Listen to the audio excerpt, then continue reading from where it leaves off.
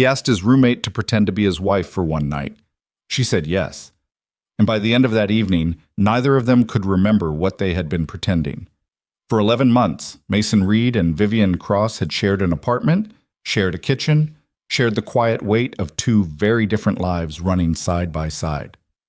He was a single father terrified of making the wrong move.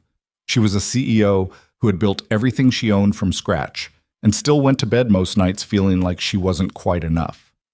One dinner changed everything, but not in the way either of them expected. If this story already has you curious, hit the like button and drop a comment with the city you're watching from. I want to see exactly how far this story travels. Now settle in. This one's going to take a while to tell, and it's worth every minute. The dish towel hit the kitchen counter with a damp slap, and Mason Reed stood there staring at his phone like it had personally insulted him. "No," he said out loud to no one. His daughter Lily was in the next room, 6 years old and deeply committed to a cartoon about a dog who ran a bakery, completely unaware that her father was experiencing a minor crisis at 8:47 on a Wednesday evening. The apartment smelled like the pasta he'd overcooked again, slightly too soft, a little too much salt, and the overhead light in the kitchen had been flickering for 3 weeks because Mason kept forgetting to buy a replacement bulb. He read the text again. "Grandma's turning 80. Dinner is Saturday, the 14th. Your Uncle Gerald already confirmed. Your cousin Dana is bringing her husband. We expect you to bring your wife. Mom." Mason set the phone face down on the counter. He picked it up again. He read it a third time, as though the words might rearrange themselves into something more manageable. They did not. The problem was straightforward and also completely his own fault. For the better part of the last year, Mason had been letting his mother believe things that were not entirely true. Not outright lying. He was careful about that, mostly out of some stubborn leftover principle, but allowing her to draw conclusions he hadn't bothered to correct. It had started 8 months ago when his mother called during one of those evenings when Vivian was in the kitchen making tea and Lily was sitting on the counter eating crackers she wasn't supposed to have before dinner. And his mother had asked, in that particular tone she reserved for questions she already thought she knew the answer to, "Is there a woman over there with you?" And Mason had said, "Yeah, she lives here." His mother had made a small sound of satisfaction, the kind of sound that, in retrospect, he should have immediately addressed. Instead, he'd said he had to go and hung up, and over the following months, the story had quietly grown in his mother's imagination without him doing a single thing to water it. He had mentioned Vivian's name twice. He had said, when pressed, that things were good. He had failed to correct the assumption that good and serious meant the same thing. And now his grandmother was turning 80, and his mother had texted the word wife like it was already a settled fact. Mason picked up his phone and typed back, "She has a work thing that weekend. Not sure she can make it." He stared at that for 4 seconds, then deleted it. His mother would not accept a work conflict. His mother had once shown up to his cousin Dana's wedding while running a 101-degree fever because she believed family events were non-negotiable, full stop. He typed, "I'll check and let you know. Send." He put the phone down and pressed both hands flat on the counter and looked at the ceiling, where the flickering light was doing its thing again, that slow, irregular pulse that made the kitchen look like the opening scene of a horror movie. "You okay?" He turned around. Vivian Cross was standing in the doorway of the kitchen in a faded green sweatshirt and socks with small cartoon cacti on them, holding an empty mug and looking at him the way she sometimes looked at spreadsheets, like she was already calculating what was wrong before he'd said a word. This was the thing about living with Vivian. She paid attention. Not in an intrusive way, not in the way that made you feel observed, but in the quiet way of someone who noticed things and filed them away without making a production of it. Mason had lived with a college roommate once who could not have told you Mason's middle name after 2 years, and he'd lived with an ex-girlfriend who noticed everything and turned every noticing into a conversation about feelings. Vivian was something else. She saw things. And then she waited to see if you wanted to talk about them. "My grandmother's turning 80, Mason said. "That's nice." She moved to the cabinet and got herself a glass. "Why do you look like someone told you your car needs a new engine?" "Because my mother texted me to bring my wife to the birthday dinner." Vivian turned around slowly. She set the glass down on the counter. "Your wife?" My wife. Mason. She tilted her head. You don't have a wife. I'm aware of that. So what have you been telling your mother? Nothing, he said, and then, at her expression, I mean, nothing specific. I mentioned your name a few times, and I didn't correct some things. Vivian was quiet for a moment.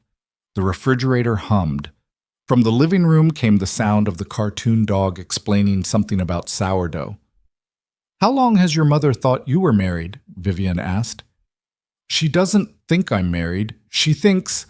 He stopped. She thinks things are serious. How serious? Wife-level serious. Vivian looked at him for a long moment. Then she poured herself a glass of water, leaned against the counter with her arms crossed, and said, That's quite a hole you've dug. I know. Saturday the 14th? Yeah. She nodded slowly, not saying anything, and Mason watched her face do the thing it did when she was actually thinking. Not performing thinking, not stalling, but genuinely running through something. He'd learned to wait during those moments. Vivian didn't like being interrupted mid-calculation. Who's going to be there? She asked. My mom, my Uncle Gerald, my Aunt Patricia, probably my cousin Donna and her husband, and my grandmother, obviously. He paused. My grandmother she's sharp. She's 80, but she's sharp. She'll notice things. What kind of things? If we don't actually know each other. Vivian looked at him. We've lived together for 11 months, Mason. I know you put too much salt in pasta and forget to replace light bulbs and sing slightly wrong lyrics to songs when you think no one's listening. I think we probably know each other. He felt something loosen in his chest, just slightly. I know you eat crackers over the sink at 11 at night, and you can't sit through action movies, but you've watched every season of that baking competition show twice, and you keep a backup charger in your work bag and a second backup in your desk because you're terrified of your phone dying. 3 backups, she said. There's one in my coat pocket. 3 backups. She was quiet again. Then, this is a bad idea. I know. If your family finds out, I know. And your daughter is going to be there. I know, Viv. She exhaled through her nose, picked up her glass, looked at the flickering light for a second, then at him. You need to buy a new bulb, she said. And yes, I'll go.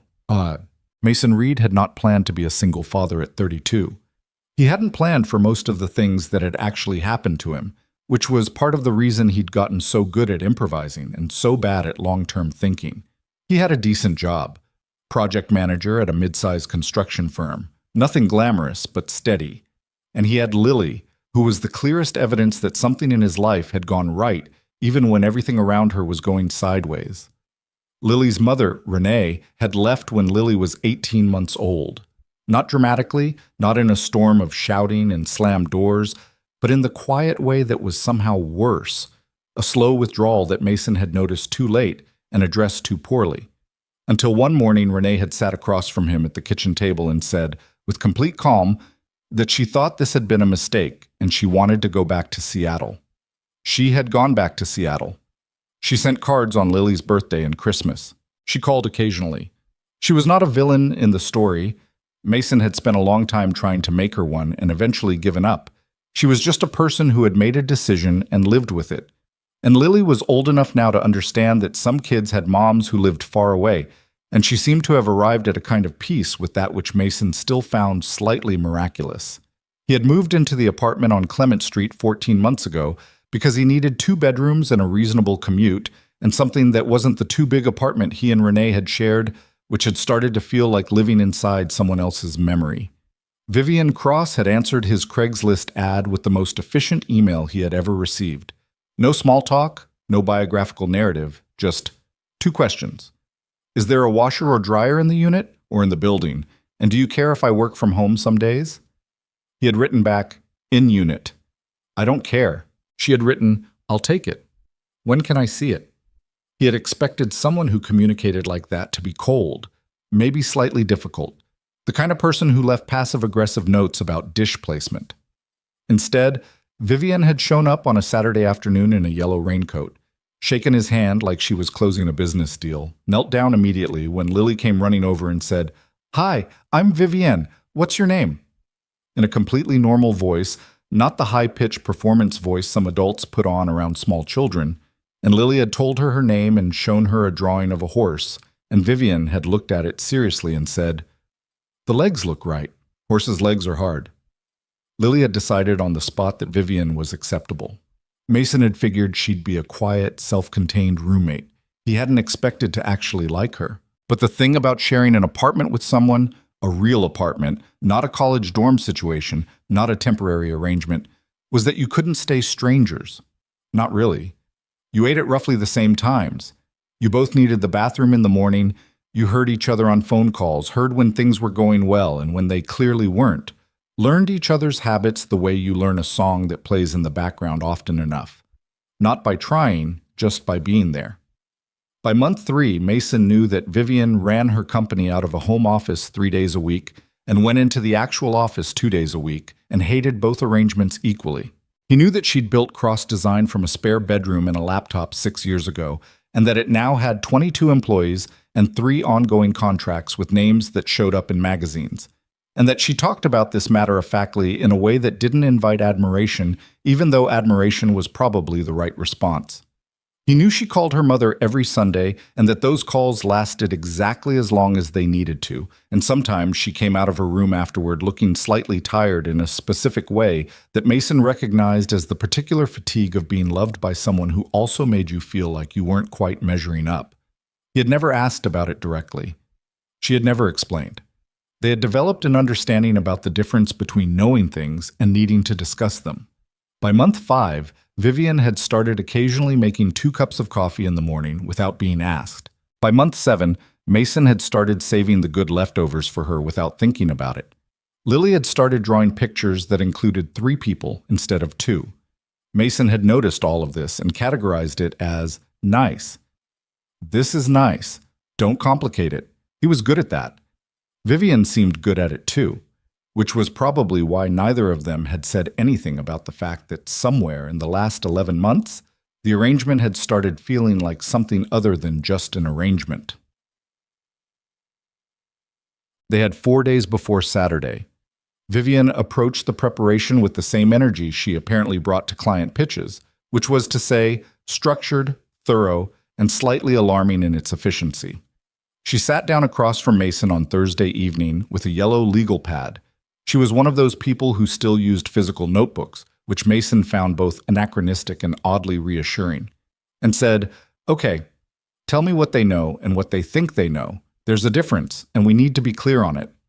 Mason had said, "My mom knows your name. She knows you live here. She's probably told my grandmother something, and whatever she told my grandmother is the version we're going to get hit with first because that's how my family works." They brief the matriarch and then wait to see if the story matches. Vivienne wrote something down. "When did we supposedly start dating?" "I don't know. My mom filled that in herself." "Then we need to fill it in better than she did, or the story breaks at the first question." She tapped the pen against the pad. "When did I move in?" 14 months ago. "Then let's say we started around month 3 or 4 of the roommate situation. Natural enough. We were already living together, already knew each other. Less convenient to explain than if we'd met elsewhere, but more believable than love at first sight. My grandmother is definitely going to ask how you knew." "How I knew what?" "That you wanted to stay, that it was real." She asks things like that. She likes the moment, the specific thing. When she asks my Uncle Gerald how he knew he loved my Aunt Patricia, he tells this story about watching her change a tire in the rain, and she didn't ask for help. She just did it, and that was it for him. Mason looked at his hands. She likes those stories. Vivienne was quiet for a moment. "What's a true thing?" she said. "What?" "A true thing about living with you. Something I actually noticed that made me think, okay, this person is decent." She said it practically like she was requesting information for a form, not like it meant anything. The story will be easier to tell if some of it is actually true. Mason thought about it. "I don't know. You tell me." "You made Lily breakfast when she was sick. And you didn't wake me up even though it was 5 a.m. and I was awake, and you could tell. You just handled it. She wrote something down. That was month 2. I noticed it. Something shifted in Mason's chest, quiet and uncomfortable. Okay, he said. Then that's part of the story. What did you notice? She asked, still practical, still looking at the yellow pad. That you came home once with something that had gone wrong at work? I don't know what, you didn't say. And you went straight into your room and you were in there for 20 minutes and then you came out and made dinner and just moved on, like you'd decided. He paused. I noticed that you decide things. On purpose. Vivian looked up from the pad. She held his eyes for a moment and then she looked back down. Okay, she said quietly. We can work with that. But Saturday came fast. Lily knew something was different because Lily noticed everything. She had inherited Mason's tendency to observe and Vivi's tendency, apparently, to wait before commenting on what she'd seen. She had watched Mason iron a shirt on Friday night and watched Vivian try on 3 different dresses on Saturday afternoon and finally said, from her position on Vivian's bed where she'd been watching all of this, "Are you guys going somewhere important?" "Your great-grandma's birthday dinner," Mason said, from the doorway. "Why are you nervous?" "I'm not nervous." Lily looked at him with 6-year-old skepticism that was somehow more effective than most adult skepticism Mason had encountered. "You iron your shirt when you're nervous." Vivian, who was holding a dark green dress in front of herself and looking in the mirror, made a small sound that was almost definitely suppressed laughter. Mason chose not to acknowledge it. "Great-grandma's turning 80, he said. "It's a big deal." "Vivi's coming?" Mason looked at Vivian. Vivian looked at Mason. "Yeah," he said. "Vivi's coming." Lily seemed to consider this and then returned to the book she'd been pretending to read, apparently satisfied. They had arranged for Lily to stay with Mason's neighbor, Mrs. Kim, for the evening. A woman in her mid-60s who loved Lily with a ferocity that Mason found slightly overwhelming and Lily found entirely appropriate. He'd explained it to Lily as a grown-up dinner, and Lily had accepted this with the pragmatism of a child who had been raised mostly by someone who was honest about the fact that not everything was going to be fun. He was buttoning his jacket in the hallway when Vivian came out of her room. Mason had seen Vivian in suits before, had seen her dressed for meetings that went well and dressed for meetings that went sideways, had seen her in the ratty green sweatshirt and the cactus socks and the yellow raincoat. He thought he had a pretty complete inventory of Vivian Cross. The dark green dress was not part of the inventory. It wasn't flashy. It wasn't trying to be anything other than what it was. A well-cut dress on a woman who knew how to wear things that fit her actual body instead of the body someone else thought she should have. But it was the first time in 11 months that Mason had looked at his roommate and felt the specific sensation of not knowing what to do with his hands. "What?" Vivian said, reading his face. "Nothing. You look—" He stopped. "Mason." "Good. You look good. We should go." She looked at him for one more second, and then she picked up her small bag from the console table and said, "Do you want to go over the timeline in the car?" "Yeah," he said. In the car. His mother lived 40 minutes north, in the house where Mason had grown up, a wide single-story ranch house with a rose garden that had seen better decades and a kitchen that had been renovated in 2009 and not touched since. His grandmother, Eleanor Reed, had been staying with his mother for the past 2 years, ever since Eleanor had decided, at 78, that she was not going to pretend she didn't get lonely in the house she'd lived in for 40 years, and that admitting this was not weakness, but efficiency. Eleanor had run a tailoring shop for 35 years. She had very little patience for inefficiency. Mason pulled up in front of the house and sat in the car for a moment after he turned off the engine. The lights were on inside. He could see movement through the front window. His Uncle Gerald's car was in the driveway. "Okay," he said. "Okay," Vivian said. "We met when you answered the ad. We started around month 3.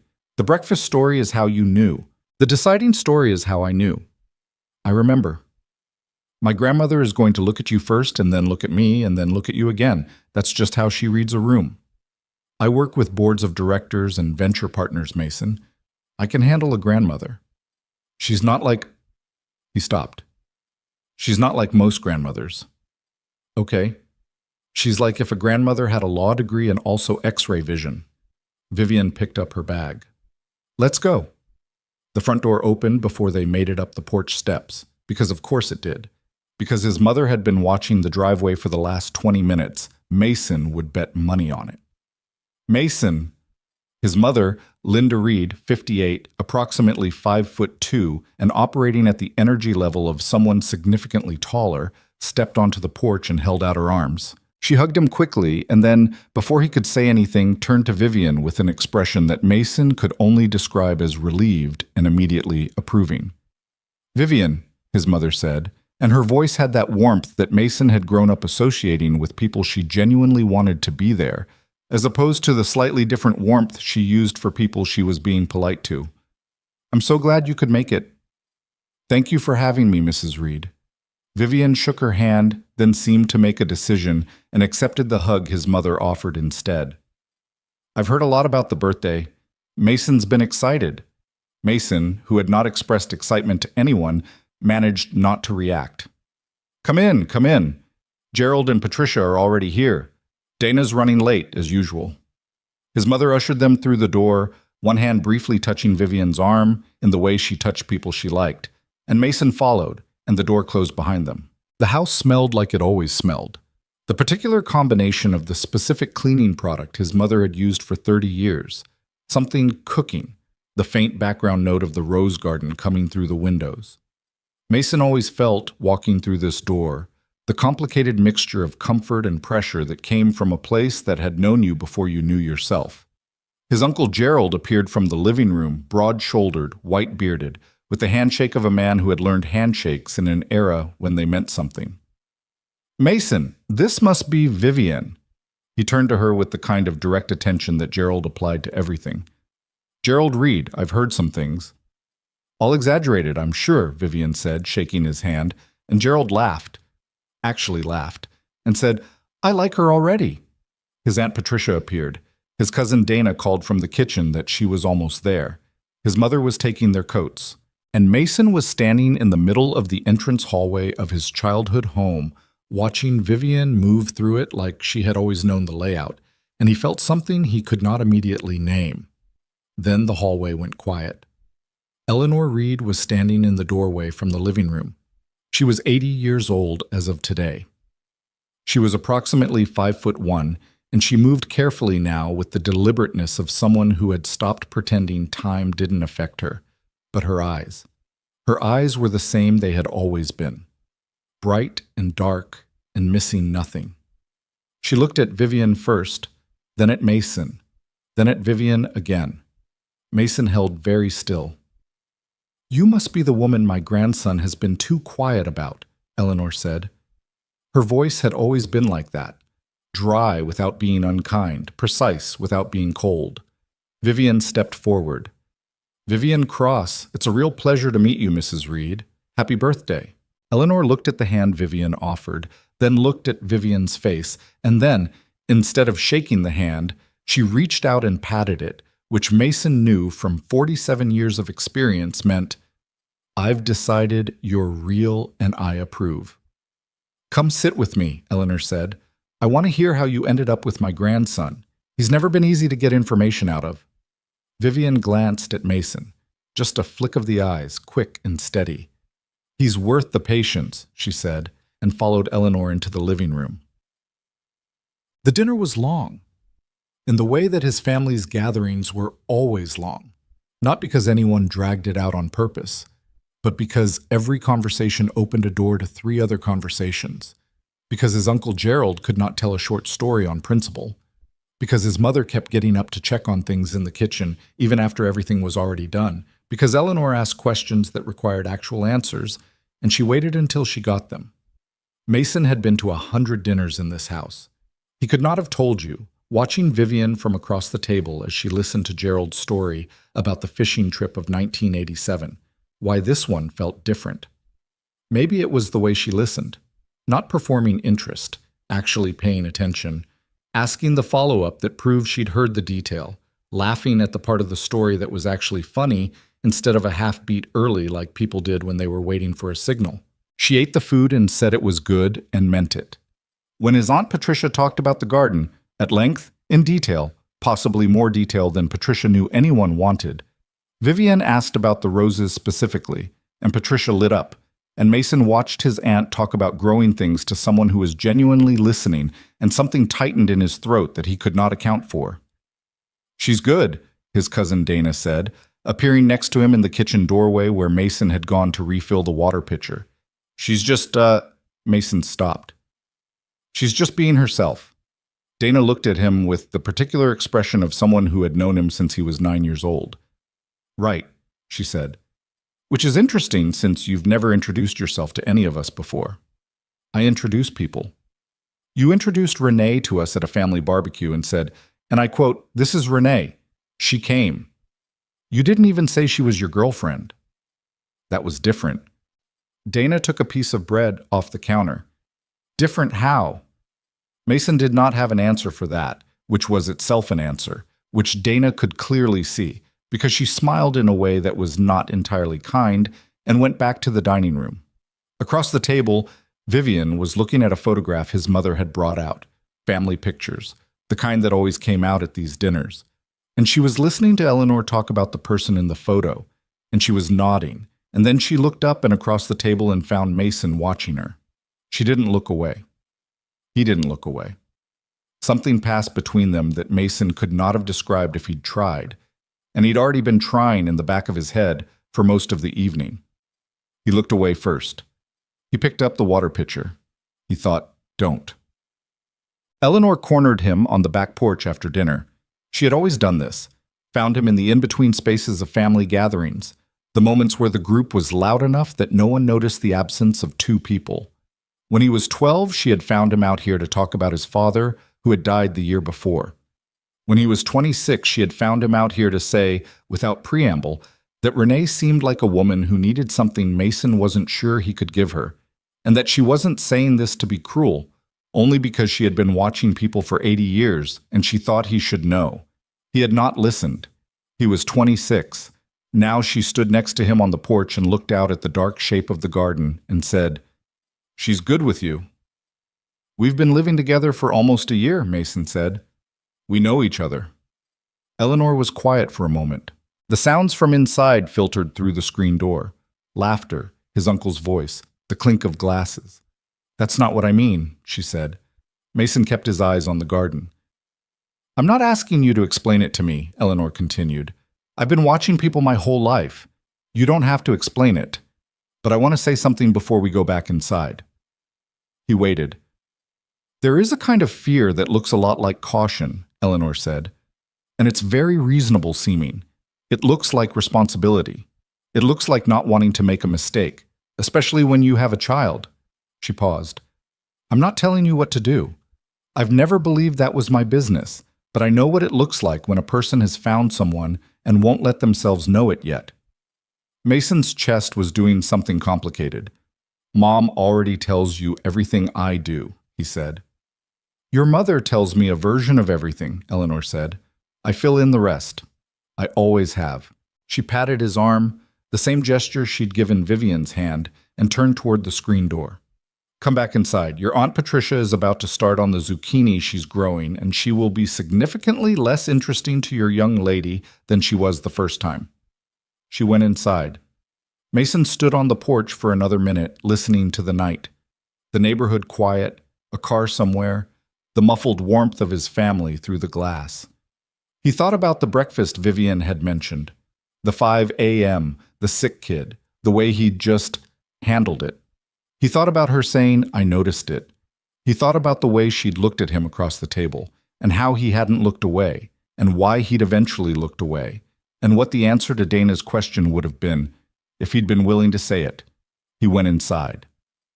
It was late when they finally left, later than Mason had planned, because his family did not believe in early endings, and Eleanor had wanted to hear the rest of the story about how Cross Design had won the contract that made Vivian's company real, and Vivian had told it without embellishment, the 3 months of pitching, the weekend she'd rewritten the entire presentation on a hunch, the moment she'd stood in a conference room and thought, for 1 second that she might not be enough for this, and then decided she was going to be anyway. That decision, Eleanor had said. Where does it come from? Vivian had thought about it. Deciding I could be wrong didn't feel like an option, she'd said. So I just didn't. Eleanor had looked at her for a moment with something that was not quite a smile and not quite satisfaction, but somewhere between the two. She had not said anything. She had not needed to. Mason's mother hugged Vivian on the way out, the real kind, both arms, and said, I hope we'll see you at Christmas. And Vivian had said, I'd like that. And Mason had been looking at the door frame and not at either of their faces. The drive back was quiet for the first 20 minutes. Then Vivian said, Your grandmother knows. I know. She's known for a while, I think, possibly longer than either of us. Mason kept his eyes on the road. The highway was mostly empty at this hour, just taillights ahead and the occasional sweep of headlights coming the other way. She's observant, he said. She's more than observant. Vivian shifted in her seat, turning slightly toward him. She told me when your Uncle Gerald went to get more wine, she said, he doesn't bring women home. He brought you home 11 months ago. Mason was quiet. She wasn't asking, Vivian said. She was just saying. What did you say? I said that I'd noticed he didn't bring people home, that I'd thought about what it meant. A pause. She seemed satisfied with that. They were off the highway now, on the surface streets, the familiar grid of their neighborhood opening up around them. The streetlights made Vivian's face look something between the version of herself Mason knew in daylight and the version he knew in the evenings when the apartment went quiet and they'd sometimes stay up later than they meant to, talking about nothing specific, just talking. He pulled into the parking space in front of their building and turned off the engine. They sat in the car. Did it feel like acting? Vivian asked. Mason looked at the steering wheel. No, he said. Me neither. He turned and looked at her. She was already looking at him. This time neither of them looked away, and the quiet in the car was not the comfortable background quiet of their apartment, but something else. Something that was asking a question Mason had been not answering for longer than he wanted to count. Vivian, he said. Yeah. He couldn't find the sentence. He knew what he wanted to say, and he could not find the architecture of it. The way to say, I think this stopped being just an arrangement somewhere along the way without it sounding like everything he'd been trained to be careful about. He stopped. She was looking at him with that expression she had, the one where she was waiting, not pushing, just waiting. Come on, she said quietly. Let's go inside. We can figure it out in the kitchen. She got out of the car. Mason sat for one more second, alone in the dark, with the feeling of someone standing at the edge of something and looking down and knowing, finally knowing, that it wasn't as far as he'd told himself it was. Then he got out of the car and followed her. The kitchen light was on when they got upstairs, the way it always was when Mason forgot to turn it off before they left, which was every single time. He'd meant to get one of those smart bulbs that you could control from your phone, and he'd been meaning to do that for about 8 months. The flickering bulb in the overhead fixture had finally been replaced. Vivian had bought one on a Tuesday 2 weeks ago without saying anything, and Mason had come home to a non-flickering kitchen and understood this was how she handled things that bothered her. But the light above the sink was still too bright and made everything look slightly clinical at this hour, like the kitchen was asking serious questions. Vivian set her bag on the counter. She stepped out of her shoes. She always did this just inside the door, both shoes off in one efficient motion, and went to fill a glass of water, and Mason stood in the middle of the kitchen in his jacket, not quite ready to take it off, as though removing it would mean committing to something. Sit down, she said, without turning around. He sat. She came and sat across from him, the way they sat most evenings when they ended up at the kitchen table without planning to, and she wrapped both hands around the glass and looked at him. Say what you were going to say in the car, she said. I don't know how to say it without it sounding... He stopped. Sounding like what? Like I'm making it into something it might not be. Vivian was quiet for a moment. Outside, a car passed on the street below. Somewhere in the building, a door closed. The apartment was exactly as they'd left it. Lily's drawing still on the refrigerator, a stack of Vivian's work folders on the end of the counter, Mason's keys in the bowl by the door, and it struck him, sitting here in his jacket at midnight, that this place looked more like a home than anywhere he had lived since he was a child in his mother's house. He hadn't thought about it that consciously before. He was thinking about it now. After Renee left, he said, and then stopped, because he didn't usually start sentences this way. He didn't usually start them at all on this particular subject. But Vivian just waited, glass between her hands, and the kitchen was quiet. After Renee left, I spent about a year being angry, and then about 6 months deciding I was fine. And then I made things work. Me and Lily, we got a system, and the system worked, and I was careful about the system, because it had to work, because she's 6 and she's counting on it working. I know, Vivian said. What I mean is, I got careful about everything, about letting things in that could disrupt the system. And I'm a disruption risk. No. He looked at her directly. That's the thing. You're not. You've been the opposite of that. You fit. You fit into our life in a way that I didn't plan for and didn't know what to do with. And so I just let it be what it was, told myself it was enough. Vivian set the glass down. And now I'm sitting in our kitchen at midnight, and you just spent an evening convincing my grandmother's entire side of the family that you love me, and none of it felt like a lie. The word landed in the room, and neither of them moved. I didn't say that, Vivian said carefully. You said you'd like to come for Christmas. A pause. I said it to your mother. I know. He looked at his hands on the table. You meant it. She didn't answer right away. That was its own kind of answer. I've been careful too, she said finally, for different reasons, but the same result, keeping things where they were. She turned the glass slowly in her hands. It's a good life here. It works. I didn't want to be the one who broke it. Why would you break it? She looked up, and there was something in her face that Mason recognized because he had seen it the night she talked about the conference room pitch. That moment where she'd said, "For 1 second I thought I might not be enough." And the way she'd said it told him it wasn't just the 1 second, and it wasn't just that pitch. Because wanting something more is how you ruin what you already have, she said. I've been good at that, historically. Vivian, I'm not looking for reassurance, she said, and her voice was matter-of-fact in the way it got when she was being very deliberately honest. I'm explaining why I didn't say anything, why I let us keep being what we were, even after it started being... She stopped. Even after it started being what? Mason asked. She looked at him, and then she said quietly and without any particular drama, the best part of my day. Most days, coming home and you being here, Lily drawing pictures, the cooking even when it's bad, which it often is. The salt thing is a genuine mystery to me. I don't know what happens. It's always too much salt, Mason. Every time. I don't understand it either. They both stopped. And then Vivian made a sound that was somewhere between a laugh and an exhale, and Mason felt something in his chest unlock in a way he hadn't realized it had been locked. I don't know how to do this, he said. I want to be honest about that. I know how to be your roommate. I know how to be Lily's dad. I don't know how to be... He gestured vaguely at the space between them. Neither do I, she said. I'm not particularly good at relationships. I run a company better than I've ever run anything involving my own feelings. You seemed pretty good at it tonight.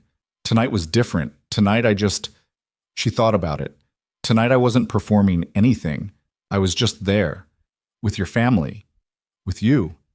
She looked at the table. It was the easiest room I've been in for a long time. Mason reached across the table. He set his hand over hers where it rested next to the glass. It was a simple thing, not a gesture that meant everything all at once, but Vivian looked down at it and then up at him, and something settled in her face. Something that had been held at a particular tension, carefully maintained, finally let go. Okay, he said. We don't have to figure out all of it tonight. No, she agreed. But I don't want to go back to pretending this is just an arrangement. She turned her hand over under his slowly. No, she said. Me neither. They sat like that for a while, not saying much, not making plans, just sitting in the kitchen at midnight the way they had sat dozens of times before, except that this time neither of them was pretending the silence was only silence. Eventually, Mason said, "Lily's at Mrs. Kim's until 9 tomorrow." "I know."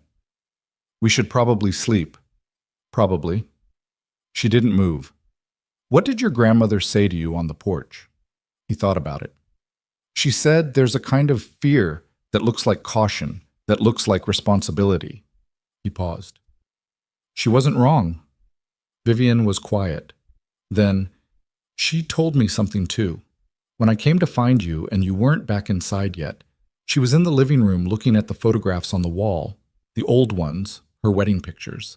And she said, without turning around, that she had spent 43 years with a man who was difficult and funny and not easy to love, and that she had never once wished he were simpler." Mason looked at her. "She wasn't talking about you," Vivian said. "She was just talking, but I heard it." He squeezed her hand once. She squeezed back. "Get some sleep," she said. "We can be badly adjusted and uncertain about this tomorrow, too. We don't have to solve it tonight." "That's actually comforting." "I know, I'm practical." She got up, picked up her shoes, and headed down the hallway. At the door to her room, she paused and looked back. "Mason." "Yeah." "For what it's worth, tonight didn't feel like pretending, not for 1 minute of it." She went into her room. The door didn't close all the way, which it never did because the frame had shifted over the years and the latch didn't catch cleanly, just rested partly open in the way that Mason had stopped noticing months ago because it was just how that door was. He sat at the kitchen table a little longer, alone, and he thought about his grandmother on the porch and Donna in the doorway and Vivian at dinner with his family, like she'd been there for years. He thought about the moment across the table when she'd found him watching her and hadn't looked away. He thought about 11 months of coffee and leftover pasta and late nights and the gradual, unremarkable accumulation of knowing another person better than you meant to, so slowly you couldn't point to where it had started. He got up and turned off the kitchen light. In the dark, the apartment felt like itself, small and imperfect, and theirs in a way that had nothing to do with Elise and everything to do with the unremarkable daily fact of two people choosing, without making a production of it, to share a life. He went to bed. He did not sleep for a long time. Sunday morning arrived with the particular quality that Sundays had in this apartment. Later light, softer sound, the city on a different setting. Mason was up first, the way he usually was, and he made coffee, the way he usually did, and he stood at the kitchen window looking out at the street below, and everything was physically identical to 100 Sunday mornings before this one, and also entirely different in some way he couldn't fully describe. Vivian's door was still mostly closed when he heard her moving around in there, the creak of her floor, water running in the bathroom. He had the cup waiting for her when she came out, the way he usually did, and she came to the kitchen in the green sweatshirt and the cactus socks, and she picked up the cup and looked at him over the rim of it. "Hi," she said. "Hi," he said. They looked at each other for a moment. And then she leaned against the counter and drank her coffee, and he turned back to the window, and neither of them needed to do the work of explaining where they were, because they both already knew. Something had shifted.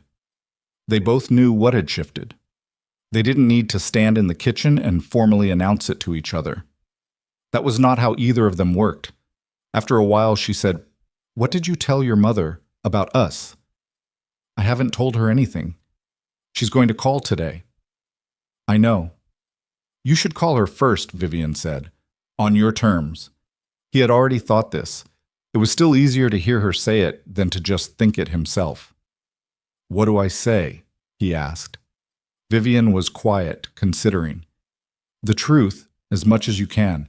That things developed. That last night was real." She turned the cup in her hands. "You don't have to explain all of it, but don't backtrack on last night. It'll confuse her, and it'll make things harder. My mother's going to start planning things. Probably. She's going to call Eleanor immediately." "She may have already called Eleanor." Mason exhaled. "Eleanor is going to be very satisfied." Vivian's mouth did the thing it did when she was keeping a smile at a controlled level. "Yes," she said. "I think she's going to be extremely satisfied and completely unsurprised." He went to get Lily at 9. Mrs. Kim opened the door before he knocked, because she'd heard him on the stairs, and Lily came running out in a shirt Mason didn't remember packing, which meant Mrs. Kim had dressed her this morning in something from the small collection of clothes Lily had left at Mrs. Kim's over the preceding months, which said something about how often Lily had slept over. "She ate 2 waffles," Mrs. Kim reported, "and showed me her new drawing, the one with the 3 people. 3 people, Mason repeated. "She said it's her family," Mrs. Kim said, with the careful neutrality of a woman who had raised 4 children and knew the value of not making things into a bigger deal than children needed them to be. Mason thanked her and took Lily's hand, and they walked back downstairs together. "Was Vivi still home?" Lily asked. "Yeah, she made coffee."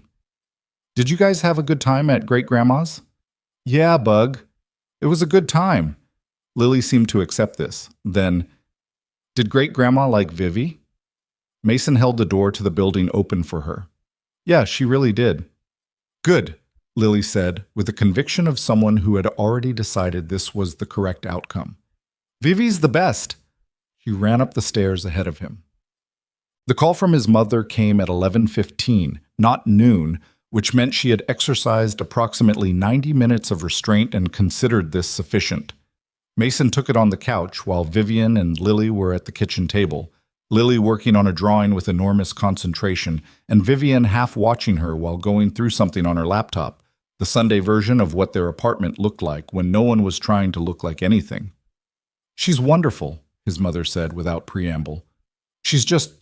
Mason, she's wonderful. Your grandmother hasn't stopped talking about her." "I know," he said. "She fit in like she'd been there the whole time. Gerald loves her. You know, Gerald is hard to win over. Gerald loved her in about 4 minutes. I watched it happen." "Because she's genuine," his mother said. "You can tell. She's not performing." A pause. "You're happy?" Mason looked at Vivian across the room. She was saying something quiet to Lily about the drawing. He couldn't hear what, but Lily was nodding with the intense nod of someone taking instructions seriously and then adjusting her crayon grip. "Yeah," he said. "I'm happy." His mother made the sound, the satisfied sound, the one he had failed to correct 8 months ago and was now, somehow, extremely grateful for. "Christmas," she said. "She's coming for Christmas. I'm not taking no for an answer." "I'll ask her." "Tell her." "Mom, tell her from me," his mother said, "that she's expected." He said he would. They talked for another 20 minutes about other things. His Uncle Gerald's retirement, his cousin Dana's house renovations, Eleanor's health, which was good, which was the thing the whole family monitored with quiet collective vigilance, the way you watch something precious that you know won't last forever. When they hung up, Mason sat on the couch and looked at the ceiling for a moment. Then Lily appeared at his elbow. "Vivi wants to know if you want pancakes," Lily announced. "She says she's making them regardless, but she wants to know if you want them as a matter of basic courtesy. Those are her exact words." "Tell her yes," Mason said. Lily turned and shouted this information toward the kitchen at a volume entirely unsuited to a distance of 12 feet. "I could hear him," Vivian called back, and there was the sound of a cabinet opening. Lily went back to the kitchen. Mason got up from the couch and followed her, because this was where he was. This was where his life was. Not in the careful, managed distance he'd been keeping from it, but here, in the Sunday morning mess of his own apartment, in the kitchen that smelled like coffee, with his daughter, and the woman who had been, for 11 months, the quiet center of something he hadn't had a name for. He came to stand next to Vivian at the stove, not touching, just near, in the way they had existed near each other for a year.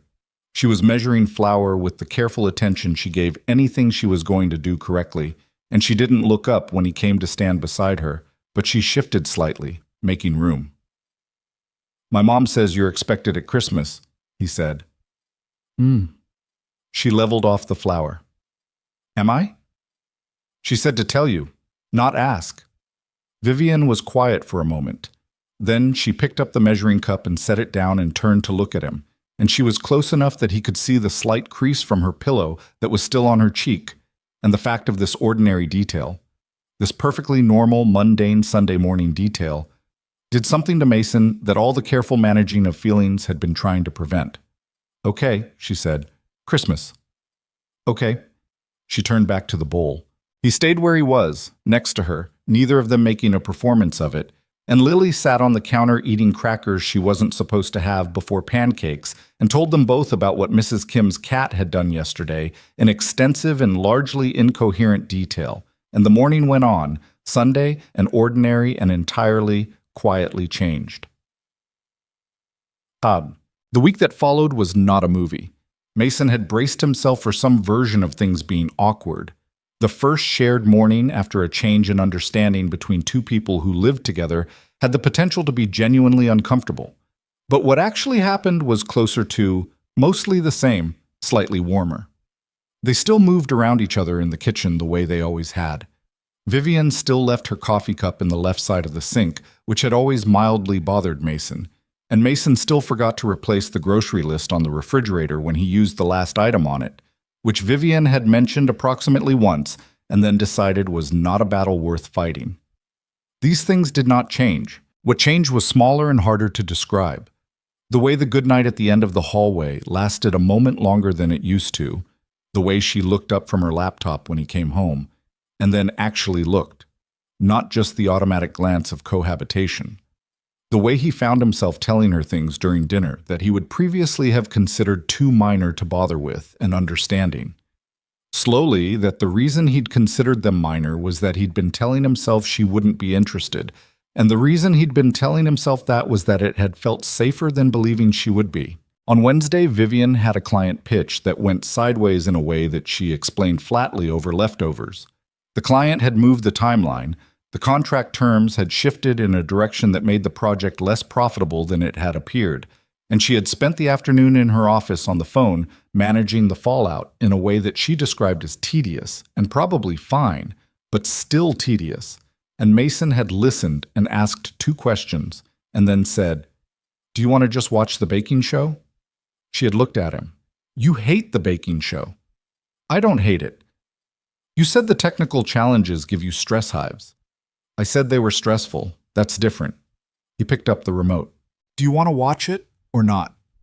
She had watched him for a moment in that way she did, the calculation happening visibly behind her eyes, and then she had said, "Yes," and moved from her end of the couch to a position that was closer to the middle, and they had watched the baking show, and Mason had in fact found the technical challenge segment mildly stressful, and at some point in the second episode, Vivian had fallen asleep sitting up with her shoulder against his, and he had not moved. He had sat very still, watching people ice cakes on television, with his shoulder warm where hers rested against it, and he had thought about what his grandmother had said about a man who was difficult and funny and not easy to love. And he had thought about 11 months, and he had thought about the fact that fear dressed up as caution still kept you from things. He turned off the television when the episode ended. "Viv." She startled awake. The immediate full consciousness returned that people who worked too hard usually had. No slow emergence, just suddenly present. "Sorry," she said. "Don't be." She straightened up, pushed her hair back, looked at the blank TV, then she looked at him. The apartment was dark except for the lamp, and she looked tired in the way she looked when she'd stopped performing Capable for a while. "It's late," she said. "Yeah." She stood up. He stood up. They were close in the small space between the couch and the coffee table, closer than they usually stood, and neither of them stepped back. "Mason," she said. "Yeah." She reached up, slowly and without drama, and put her hand against the side of his face. Just that, steady and deliberate, the way she did everything she'd decided to do. Her thumb moved once across his cheekbone, and then she dropped her hand. "Okay," she said quietly. Not explaining it, not making it into more than it was yet, just acknowledging it. "Okay," he said. She went to bed. He stood in the living room for a moment, in the dark, and pressed his hand briefly to the side of his face where hers had been. Then he went to bed too. The thing about deciding something quietly, between 2 people in a living room at midnight, is that the rest of the world doesn't get the memo. Monday morning arrived with a full calendar and a broken coffee maker. The carafe had a crack Mason hadn't noticed until he pressed the brew button and came back 10 minutes later to find a slow brown puddle spreading across the counter. Vivian stood in the doorway of the kitchen in her work clothes. She had a client meeting downtown, the real office day. Looking at the coffee situation with an expression of profound personal offense. "That's not okay," she said. "I see that. I need coffee before I can function at the level that meeting requires. There's a place downstairs." "The place downstairs takes 12 minutes. I have 9 minutes." Mason grabbed a dish towel and started on the counter. "There might be instant somewhere, back of the cabinet." "I don't drink instant." "Today might be a day for new experiences." She stared at him. He kept wiping the counter. She turned and went back down the hallway and came out 2 minutes later with her bag and her coat and stopped in the kitchen doorway again. "This is a bad omen. It's a broken coffee maker." "Same thing, 8 a.m. on a Monday." She adjusted her bag on her shoulder. "There's instant in the back of the cabinet, left side, behind the protein powder you bought and never used." "How do you know that?" "Because I live here and I notice things." She was already moving toward the door. "The meeting's at 10. I'll probably be back by 2. Don't throw away the coffee maker. I want to see if it's fixable." "It's not fixable, Vivian. It's cracked." The door closed. Mason stood in the kitchen holding the damp towel, looking at the door. He was aware that he was smiling, slightly, for no reason a neutral observer would have been able to identify. He stopped doing that and went to find the instant coffee. Hot. The thing that nobody told you about beginning something with someone you already lived with was that there was no beginning. There was no first date with its careful presentation of best qualities, no getting to know you stage, no period of maintained mystery. What there was instead was the full unedited reality of another person. Every ordinary flaw already in view, every bad habit already documented, and the terrifying and also clarifying knowledge that they had seen all of it and were still here. Mason found this more frightening than a beginning would have been. A beginning had exits built in. This had no exits he hadn't already tried to find and given up on, and that was the thing he kept turning over during the week. Not the warmth of it, not the Wednesday night on the couch that he kept returning to, but the exposure of it. The fact that Vivian Cross knew he sang wrong lyrics to songs and put too much salt in everything and had spent a year being careful about nothing actually changing, and she was choosing this anyway. He didn't know what to do with being chosen by someone who had full information. He called his sister on Thursday. Clara, 35, lived in Portland, the one member of his family he could talk to without the conversation becoming a family meeting. Clara picked up on the third ring and said, "I heard about the dinner. Mom called me approximately 47 seconds after you left." Of course she did. She said Vivian is wonderful and Eleanor approved, and Gerald told Patricia she seemed like real people, which from Gerald is basically a standing ovation. Clara paused. "So, are you panicking?" "I'm not panicking." "Mason, I'm processing." "Same thing with you," Clara said. "What's the specific fear?" He thought about it. Outside his office window, the city was doing its midday thing. Traffic, delivery trucks, the usual urban friction that he had stopped noticing years ago. "That I get this wrong," he said. "That I let it be real, and then I get it wrong, and then I don't just lose the relationship, I lose—" He stopped. "The whole setup," Clara said. "Yeah. Lily's already attached." "I know. Vivian already functions as, I know, Clara." She was quiet for a moment. "Can I say something that's going to annoy you?" "You're going to say it regardless." "You've been getting it right for 11 months, she said.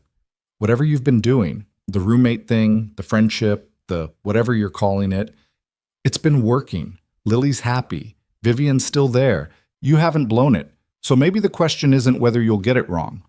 Maybe the question is why you think changing the label changes the foundation." Mason looked at the window. "When did you get smart?" "I've always been smart. You just don't call me enough." She paused. "Does she know you're scared?" "She's scared too." "Okay, but does she know she's scared?" He didn't answer right away. "Call her," Claire said. "Not me. I'm flattered, but wrong audience." He said he would. He meant it. He sat at his desk for another 40 minutes, finishing a project report, and thought about what his sister had said. The label doesn't change the foundation. And turned it over the way you turned over something that you knew was probably right, but that you weren't ready to fully agree with yet. Vivian had her own version of the same fear, and it lived in a different room of her head than Mason's did. Hers was not about getting it wrong in the tactical sense. She had made mistakes in relationships before. One serious one, in her mid-20s, with a man she'd met at an industry conference who had seemed for about 14 months like someone who genuinely saw her and had turned out to see a version of her that was easier to handle than the actual one. He had not said anything explicit. He had not been cruel. He had just, gradually and consistently, responded better to the Vivian who agreed than to the Vivian who pushed back. And Vivian had noticed this and made the calculation and ended it on a Saturday morning over breakfast without drama. And he had seemed, honestly, somewhat relieved, and that had been its own specific kind of damage. Since then, she had been careful. Not celibate, not isolated, but careful, choosing situations with clear parameters, keeping the kind of emotional investment that she could audit and adjust. This had worked fine. She had built a company. She had made something. She was good at her life. Then she had moved into an apartment on Clement Street with a single father and his 6-year-old daughter and a coffee maker that apparently had always been slightly unstable, and 11 months later here she was. The fear that lived in her specific room was, what if he sees all of me and finds the version of me that's harder to handle? Not the CEO, not the composed woman at his grandmother's dinner table, the version that got quietly furious when things were inefficient in ways they didn't need to be. The version that had real opinions about how other people's companies were run and sometimes couldn't stop herself from saying so. The version that went into her room for 20 minutes after bad calls because she needed to process things alone and had never been apologetic about that. And also the version that sometimes, in the late part of evenings, felt a loneliness she couldn't quite explain given that her life was full and functional and largely going well. Mason had seen most of this already. That was the terrifying part. He had seen it without comment and without adjustment, and without, as far as she could tell, finding it particularly alarming. But seeing something from the comfortable position of roommate and seeing it from the closer position of person who matters were not the same thing. She had learned this before. People had a different tolerance for the difficult parts of someone they loved casually than for the difficult parts of someone they were actually in it with. She was thinking about this on Thursday afternoon when she came home from the office earlier than expected. The afternoon meeting had been rescheduled, and found Mason in the kitchen on the phone standing at the counter with his back to the door, saying, "She's scared too. I know she is." She stood in the hallway for 1 second. Then she set her bag down quietly on the console table and went to her room. She sat on the edge of her bed. She could still faintly hear his voice through the wall, not the words, just the cadence of it. The way he talked when he was being honest, which was different from the way he talked in casual conversation, slower and more considered. She's scared too. I know she is, the fact that he knew. The fact that he had said it to whoever he was talking to, said it plainly, without making it into something he needed to fix or something she needed to perform differently. Just, she's scared too, like it was a fact he had filed and was holding carefully. She pressed the heels of her hands against her eyes for a moment. Then she got up and changed out of her work clothes and went to the kitchen.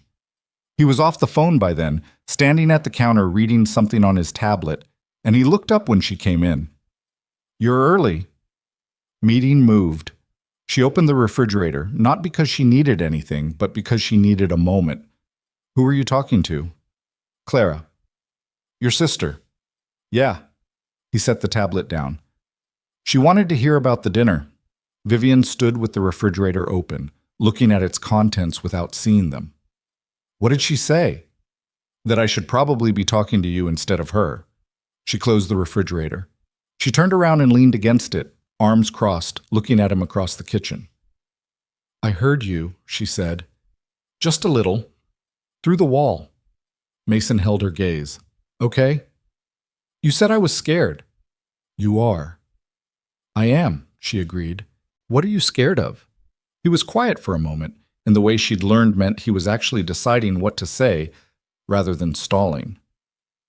"Getting it wrong with someone who already has the full picture," he said. There's no period where you see a version of me. You have the whole thing. The bad cooking and the not replacing light bulbs and the way I went a year not saying something I should have said. You have all of it, and I don't know what you do with that." I do the same thing I've been doing, she said. You've had the full picture of me too. I know. And I'm still here. I know that too. She unfolded her arms. Mason, I've spent 2 years being careful about not wanting too much. I'm aware of that. I'm aware that I've been... She looked at the window, gathering the sentence. I've been managing, keeping things in a range I could control. And then I moved in here, and 6 months in I realized I'd completely stopped managing, and I didn't notice until it had already happened, and by then you were just... She looked back at him. Part of how my day worked, part of how things made sense. And I didn't know how to put that back in a manageable range, so I just let it be what it was and told myself that was enough. Was it? She looked at him for a moment. No, she said. It wasn't enough. It was good, but it wasn't enough. He came around the counter. He didn't cross the whole kitchen, just moved out from behind it, and stood in the open space between them. Then let's try not managing, he said, both of us, and see what that's like. That's not a plan. No, but you said you were good at deciding things on purpose. He paused. Maybe just decide. She looked at him, and she thought about the conference room 6 years ago. The moment of I might not be enough, and then the choice. The specific internal place where she had turned something from a question into a fact. She had made that choice about her company, about her work, about a dozen things since. She had never made it about a person. She crossed the kitchen. She did not stop at a careful distance. She walked up to him and put her hand on the front of his shirt, not pulling, just resting, and looked up at him. He was looking at her like a man who had finally stopped pretending he wasn't looking. Okay, she said. I'm deciding. He kissed her. Not dramatically, not the movie version. He kissed her the way she might have expected if she'd thought about it, which she had, a little, more than once, always filed under that's not a useful thing to think about. It was careful at first, which was very him, and then it was less careful, which was also very him, and she had her hand in his shirt, and his hands were at her face, and the kitchen smelled like coffee and whatever he'd been heating for lunch, and the afternoon light was coming in sideways through the window. When they stopped, she kept her forehead against his for a moment. She could feel him breathing. Okay, he said quietly. Okay, she said. He laughed, a small sound slightly undone. I've been not doing that for 8 months. I know, I could tell. She pulled back enough to look at him. You're not subtle, Mason. I was extremely subtle. You were not even a little subtle. You saved me the good leftovers every single time. He looked mildly wounded. That's just being a decent roommate. You started saving them before I ever told you they were my favorites. He didn't have an answer for that. She felt the laugh before she heard it, his whole chest moving, and then she was laughing too, and they stood in the kitchen laughing like two people who had been holding something at arm's length for a long time and had finally just set it down. Lily came home from school that afternoon and walked into a kitchen where both adults were at the table with coffee and the leftover half of a cheese Danish that they were sharing, which was not unusual, and which Lily gave a single assessing look before determining that it posed no interesting questions for a 6-year-old and asking if she could have a piece. Half, Mason said. Lily took slightly more than half and went to the living room. This was also not unusual. Children, Mason had found, were often accurate sensors for the atmosphere of a room. They picked up tension faster than any adult, but they were correspondingly unbothered by warmth. Warmth was the normal setting as far as Lily was concerned. This had always been warm. The fact that it was warm in a slightly different way did not register as data that needed processing. She came back to the doorway 20 minutes later. Vivi, can you help me with my spelling words? Vivian looked up from her laptop. After I finish this email. How long's the email? 4 more sentences. Lily went and sat on the counter to wait, eating the last of her Danish, and Vivian finished the email in approximately 3 minutes and closed the laptop and said, Okay, get your notebook. Mason watched them from the table. Lily with her spelling notebook. Vivian going through the words with the same focused attention she brought to client briefs, correcting Lily's pronunciation of necessary 3 times with increasing specificity until Lily got it exactly right and looked up with the expression of someone who had conquered something. Again, Vivian said. Necessary, Lily said correctly. Good. Next one. This was not new behavior. Vivian had helped Lily with homework before, had read with her before, had showed up to 2 school events in the past year because Mason's schedule had conflicted and Vivian had simply said, "I can go," and gone. What was new was the way Mason watched it now, the way he let himself see it without putting it in a box. Lily finished her spelling words and went to do whatever she did in her room in the afternoons, and Vivian came back to the table and picked up her coffee and found Mason looking at her. "What?" she said. "Nothing." "You keep saying nothing and making the face." "What face?" She showed him. It was a decent approximation of the face he'd apparently been making, a kind of quiet, involuntary openness, the look of a person whose defenses had stopped running. He probably should have found it embarrassing. He didn't, particularly. "I'm going to get that on my face more often now," he said. She looked at him, then she looked at her coffee. "Probably," she said, and the word was small and honest and not trying to be anything else. The next 10 days were not a transformation. Mason had half expected some kind of internal shift in the texture of things, but what happened instead was a gradual, undramatic deepening of what had already been there. They still argued about the grocery list. The coffee maker was replaced, reluctantly, by Mason, who had tried to fix the crack with kitchen epoxy, and Vivian had watched this attempt with the expression of someone counting down from 10.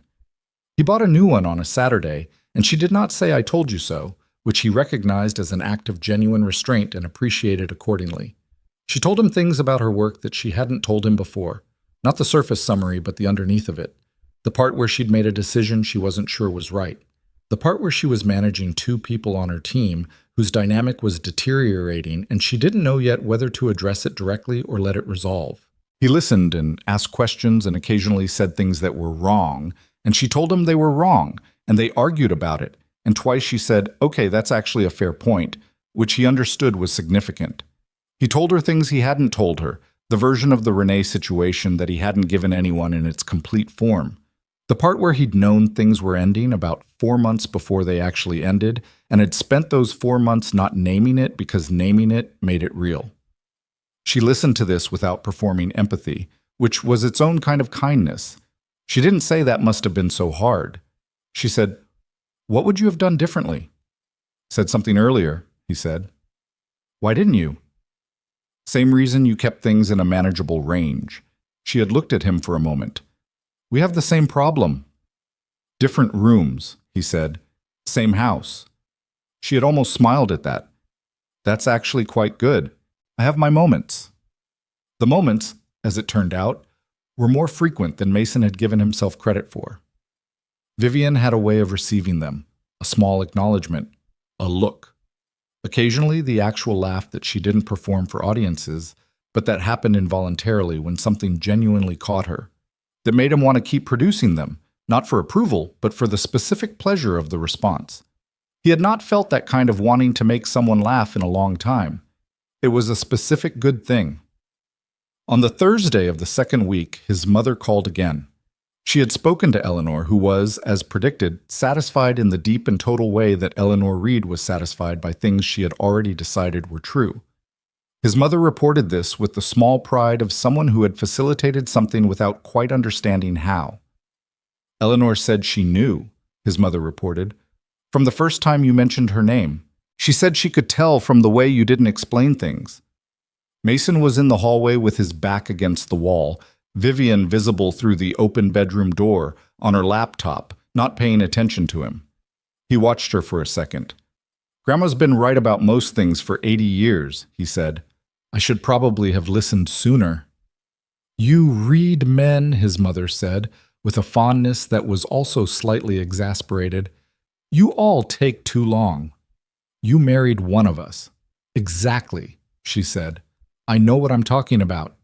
He laughed. She laughed. It was the easiest conversation he'd had with his mother in longer than he wanted to calculate, and when he hung up, he stood in the hallway for a moment and felt the absence of the particular weight he had been carrying, the one he had gotten so accustomed to that he had stopped naming it as weight. Vivian looked up from her laptop. "Your mom?" "Yeah." "Everything okay?" "Yeah." He pushed off the wall. "She said Eleanor knew from the beginning." From the first time I said your name. Vivian was quiet for a moment. What do you think she heard? He thought about it honestly. That I wasn't explaining you, he said. I just said your name. Like you were already a fact. She held his gaze, and in her face was the thing he had been learning to read in the past 2 weeks. The thing she didn't perform, didn't manage, the unguarded version that showed up in the in-between moments when she'd stopped deciding what to show. It was the version of Vivian Cross that the conference room didn't see, and the clients didn't see, and possibly nobody had seen in a long time. It looked a lot like someone who had stopped being afraid of being seen. I'm going to make dinner, he said. You're going to put too much salt in it. Probably. I'll fix it when you're not looking. You've been doing that for months, haven't you? She looked back at her screen. I have no idea what you're talking about. He went to the kitchen. He was not a man who had believed in the idea of things falling into place. He had believed in systems and maintenance and careful management of variables.